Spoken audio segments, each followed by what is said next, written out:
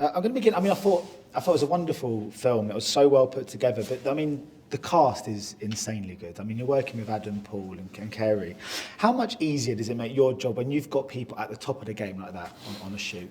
I mean, it makes my job a hell of a lot easier because I think, as a film director, you have a lot of various responsibilities on your shoulders in terms of making a film work out, you know. And I mean, just to illustrate the opposite of when you're dealing with, when you have issues with your actors or performances, or for some reason when you can't get to the point you want to get, everything sort of falters, you know. But when you're in safe hands with your actors, and you know, you after a couple of days when everything is sort of working the way as it's intended, it makes you, enables you to focus on all the other challenges and all the other stuff that is normally so complex in general terms. So I got to say, you know, again, it's almost a journey because I'm quite specific in what I want and what I need from these performances, and it's not like people from the onset can sort of jump into their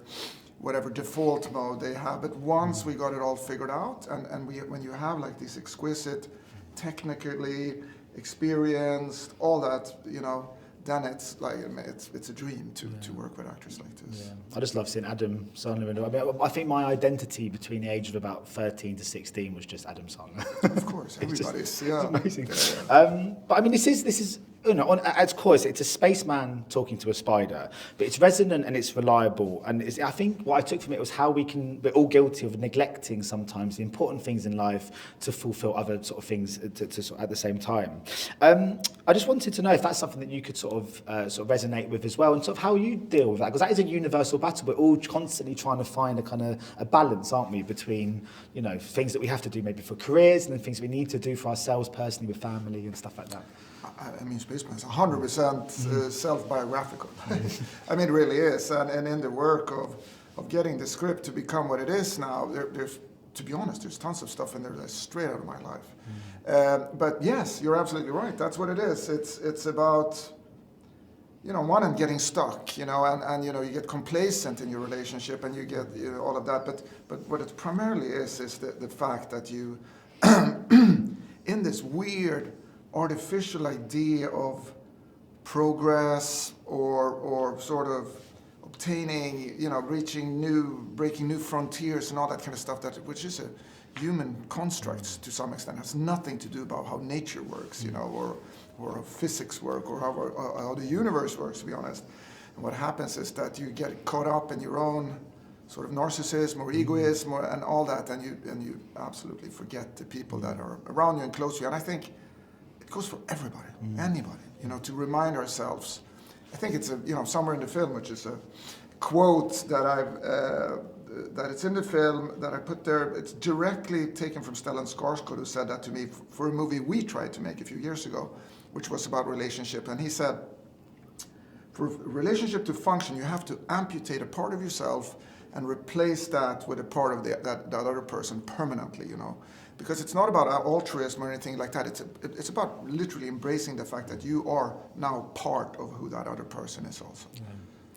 I love this. I think the relationship between sort of Adam and Paul in this is wonderful as well. I mean, I read this article once that some people don't have an inner monologue, and not everybody has that. But you know, but I'm one of those people. If I have a kind of conflict of like when I have two jobs at the same time, I need to make sense of.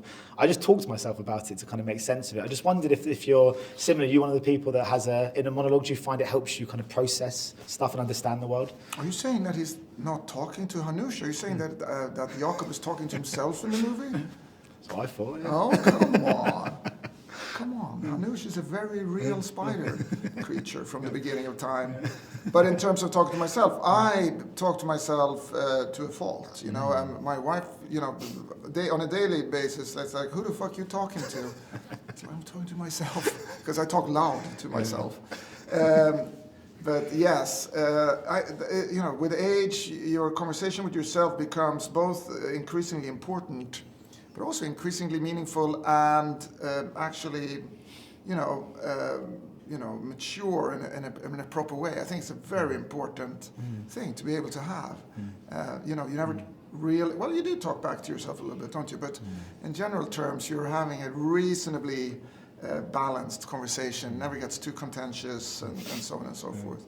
But nevertheless, in the film, to me, it's very important that Hanuš is real, you know, because otherwise, what is this film if it's just a guy talking to himself, you know?